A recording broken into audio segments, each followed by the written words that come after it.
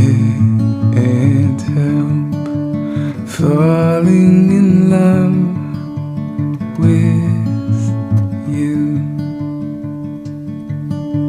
Should I stay? Would it be a sin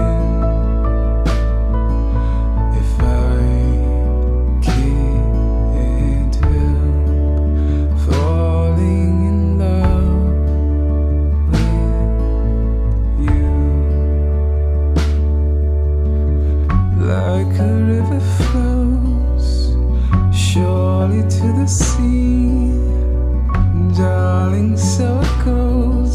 Some things are meant to be.